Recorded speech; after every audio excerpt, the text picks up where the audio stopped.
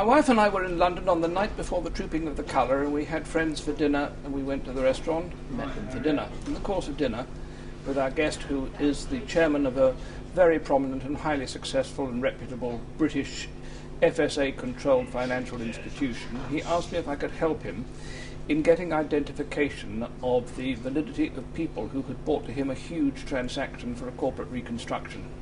And could I help him by validating people? Because he knew that I had connections from the past where I could get onto various intelligence agencies and establish the validity of people. That's how it started.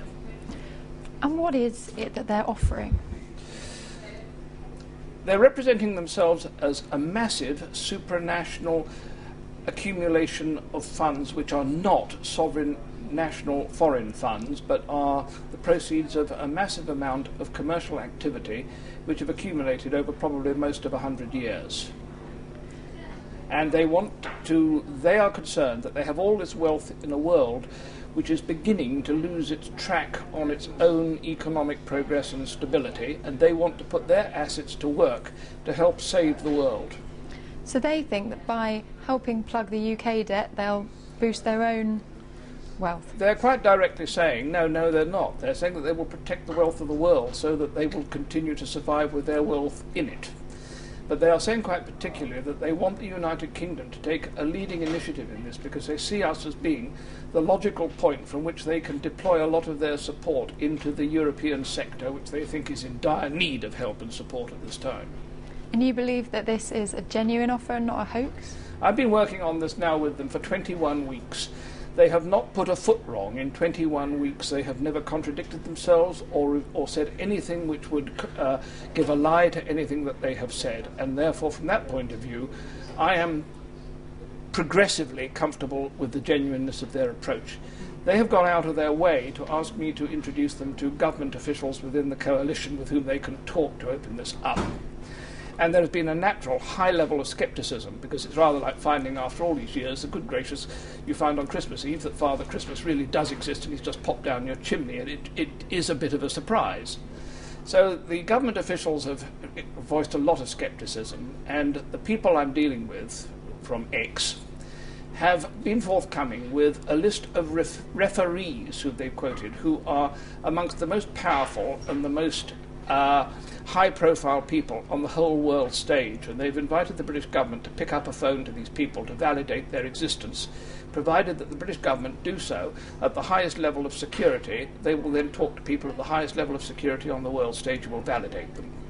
This has so far, I understand, not happened at that level, because the government in this country decided that I must be a maverick old peer who'd lost his marbles, and that they couldn't really trust this at all, and therefore they should look to see more rationally if it was feasible. And they came up with two major objections to the proposal which was being put forward, and said this means that it couldn't be true. And I've looked very carefully at those two objections, and I think that the government has misunderstood completely and has come up to the wrong conclusions, and I've said that in my speech on Monday night. And what made you speak on Monday publicly? I have so far not succeeded in getting it proven because the British government officials have not yet taken it up.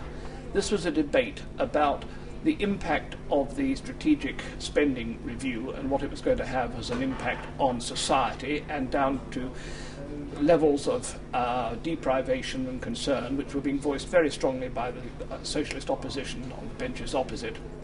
And I therefore spoke about it on Monday because it seemed to me that the opposition benches were overreacting, and that probably nothing was going to be quite as bad as they were saying it would be, but it could be a great deal better if we could really get GDP back into growth, which clearly what is being offered by X will have a massive impact on our GDP, in which case we could probably generate a far faster recovery to overcome a lot of the deprivation problems long before they occurred, according to the script that the socialist opposition were pushing to us.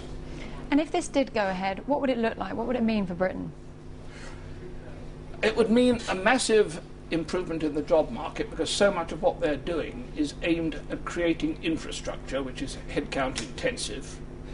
For example, the things that they're proposing at the present moment, since Monday they have said to me that if the government will now give an answer to them now as to whether they will support this, and by now I think they mean in the course of the next week, then X will put up and have in our bank by Christmas Day the entire £17 billion we need to build Crossrail now and bring it forward from the 10-year distant date it is, and think how many jobs that will create and the impact that will have on the vitality of London and everything else that will go with it. That creates GDP, which is wealth, and that brings money into the equation. But they're also quite specifically saying, look, you can't afford to hang back on your renewable energy policy. So if you have a preferred policy at this moment to do the underground gasification of coal and the conversion of your power stations to use underground gasification coal, we will pay for that as well. But your spending review has also taken out all the hospitals and the schools that you needed to build, and we'll build those for you as well.